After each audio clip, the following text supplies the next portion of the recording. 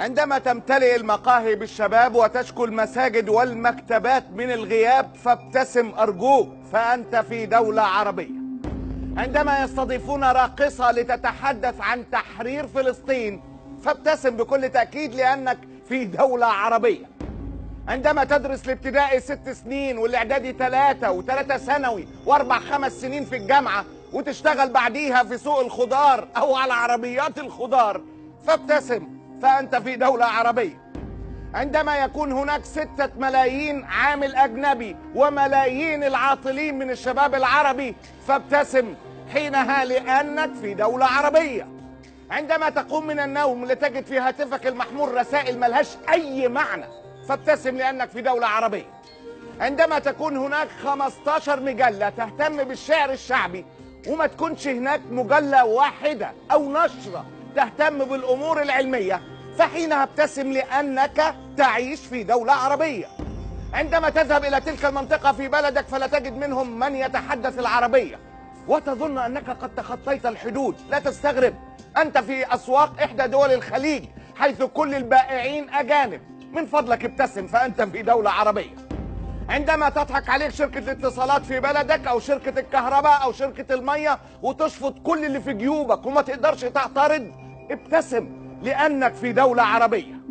عندما تقود سيارتك الأمريكية وتأكل الهمبرجر وتشرب البيبسي ثم تطالب بمقاطعة المنتجات الأمريكية وتخرج في مظاهرات وتهتف الموت لأمريكا ابتسم، فأنت في دولة عربية.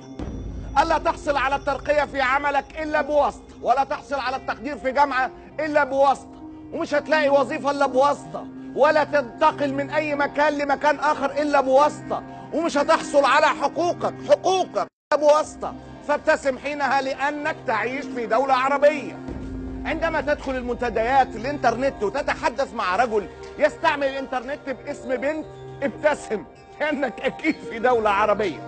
عندما ترى لافتات مكتوب عليها انقذ غزة في دولة من أغنى دول العالم وبيستنوا منك انك انت تساعد غزة فابتسم لأنك في دولة عربية. عندما تصلي الجمعة وتكون الخطبة عن كيفية الوضوء الصحيح أو المسح على الكعبين بوقت تكون فيه الدبابات الإسرائيلية تسحق عظام طفلة فلسطينية فابتسم لأنك في دولة عربية. عندما لا يتم إلغاء شاكيرا أو إليسا أو حمائي أو تامر حسني تضامنا مع أطفال غزة فابتسم ابتساما مريرا لأنك عربي تعيش في دولة عربية. عندما ترى هذه الصورة وأمثالها في رمضان في حين أن أكثر من نصف الوطن العربي يقبع تحت خط الفقر فأرجوك ابتسم رغم كل شيء لأنك تعيش في دولة عربية. عندما تمسك جريدة وتجد أنك تقرأ أخبارا يهاجم فيها المجلود ويلتمس فيها الأعذار للجلاد فأنت بالتأكيد تقرأ جريدة عربية. عندما تفتح التلفزيون فتجد بني جلدتك أهلك يدعون للصهاينة ويدعون على أشقائق المظلومين ظلم الحسن والحسين في فلسطين. عندما تستمع للناطقين بلغة الضاد يتكلمون عن حق الصهاينة في عرضك العربي فابتسم رغم كل شيء لأنك في دولة عربية. عندما تمشي في الأسواق وترى رجالا قد قصروا جلابيبهم وأطالوا اللحى ولكنهم لا يقولون كلمة حق عند سلطان جائر ولا ينصرون المظلوم من أبناء جلدتهم فابتسم لأنك في بلد عربي.